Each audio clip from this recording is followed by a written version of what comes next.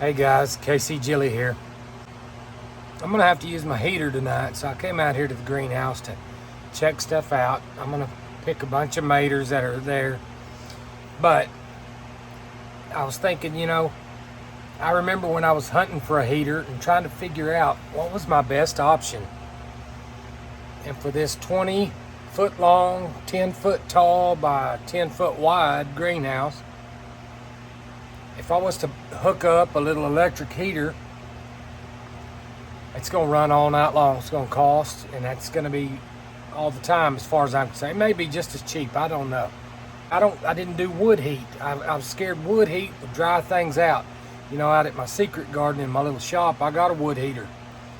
And that dude keeps it warm. But I mean, it dries everything out big time. And I didn't like that. I don't want it.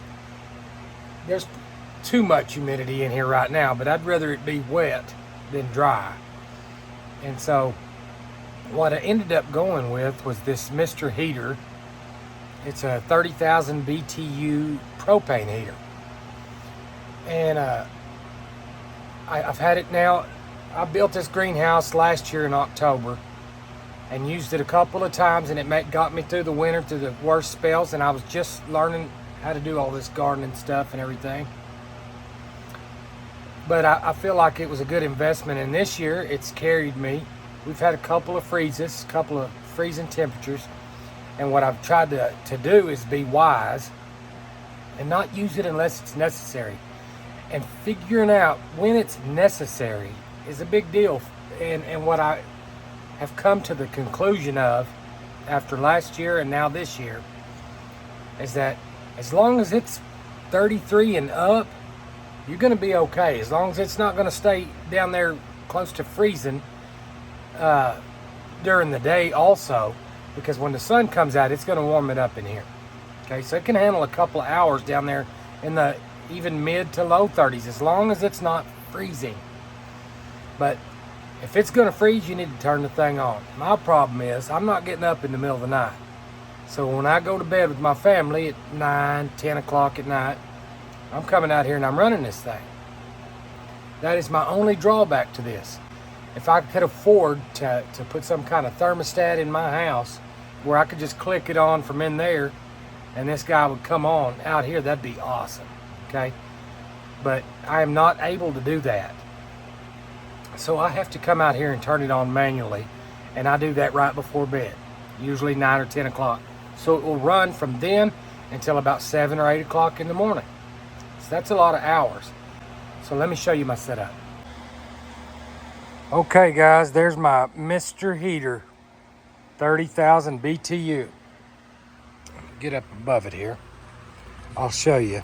Now this right here is how I ignite it. It's actually the thing that makes the spark when you get ready to go. And I'll tell you, if for some reason it won't spark, you probably need a new battery. And you just unscrew this up here. This whole thing unscrews, and it takes it like a little AAA battery, I want to say. Put that little battery in there, and if you'll watch down here, I'll show you. Okay? That's what's happening here. Okay? So, and the way this thing works is I'll come over here and I will turn it to pilot, and then I'll hold it down for, now that I've used it a bunch, I can probably hold it for about 10 seconds. And while I'm holding this down, I use my other hand and I push this, and it'll spark on the pilot light. After I've let it run for just a minute, then I can go on to number 1 or whatever. When you've got it pushed down, it'll allow it to turn to 1. Okay? But that's pretty much how you set it. I've never taken it off of 1. Never. And it runs about 59 degrees in this greenhouse all night long. Now, I really feel like I'm getting my money's worth, okay? I want to say this thing cost me like $279 or something a couple years ago.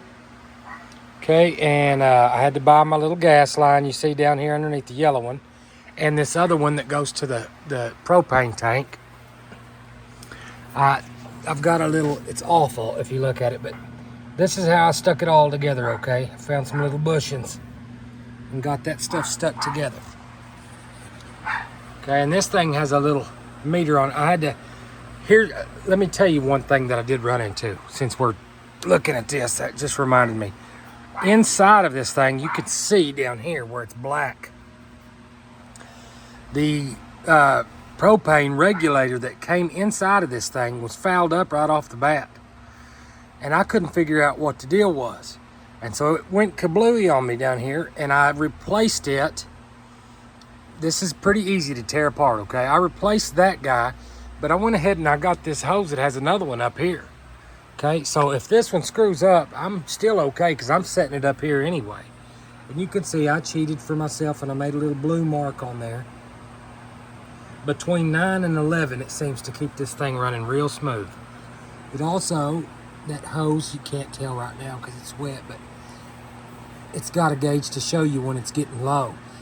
When it's in the green, it's okay. When it gets to the yellow, it's getting low. And when it gets to the red, you're done. All right? It's like 24 to 25 gallons of propane. It's a 100-pound tank. And that costs, here where I live in Kimball County, exactly $100. I just give them a $100 bill. It lasts me probably 3 or 4 months. Now, I don't use it all the time unless I just have to turn this thing on. And I already told you, if as long as it doesn't get below 32, I'm not turning it on. When I do turn it on, however, it's going to for sure run from 9 or 10 o'clock at night till 8 o'clock in the morning. So it's running probably 10 hours every time I run it. And it's going to last me right up into the spring when it's time to plant. The only other thing I've had is when I went to fire it up this year. Of course, it sets in here, and there's dust and there's water getting on it. You see this little brass setup here that the gas is coming through. Okay, and let me see if I can get you a little closer down there. All right, do you see that little hole back there? That thing gets little spider webs and dust and stuff in it, and it will not stay lit. I mean, sometimes you can't even get gas to it. So what I did is this year I took it out to my shop out there at the Secret Garden, and I took that brass piece all to pieces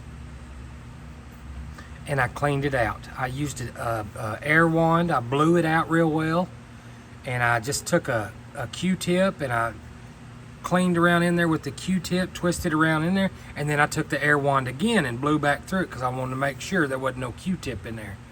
I'm not trying to cause any issues, and that's all it took. I will say this element over here, I forget what the heck you call it there, the little heating element thing sticking up right there by itself. Not the white one, the dark thing there. That guy, at the beginning of every year while I'm taking all that stuff, I take a little tiny bit of emery cloth and I just roll it around at a time or two real gently, just enough to get the soot off of that thing, and it's worked really well for me. So I'm gonna have to say that this is the option I chose.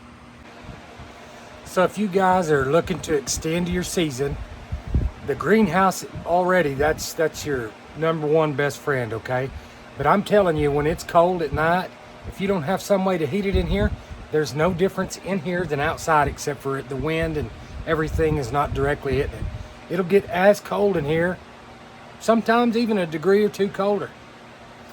So why don't you try out one of those heaters if you're looking for the long term. You know, if you're just getting through the season, you want to use those little electric heaters, or you can afford that, that's cool. But I'm telling you, as a long-term thing, $100 a season to fill up that propane tank. And that little heater puts out the heat. It's comfortable. And the other bonus to it is, now this one, I should have done my research, okay? This little guy down here, this is the red flame. Okay, but they make a blue flame, MrHeater, 30,000 BTU, exact same thing, okay? Except for it's the blue flame. And that thing's safe inside of a house.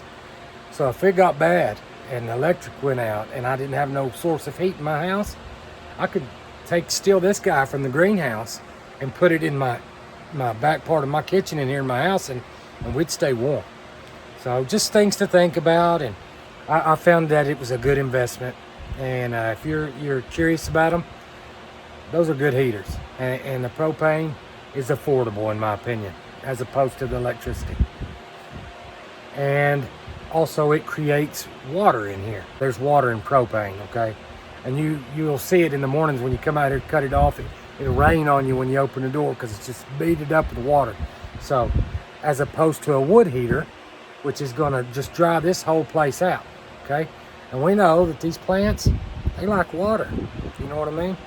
That's my 2 cents, and I hope maybe that helps somebody.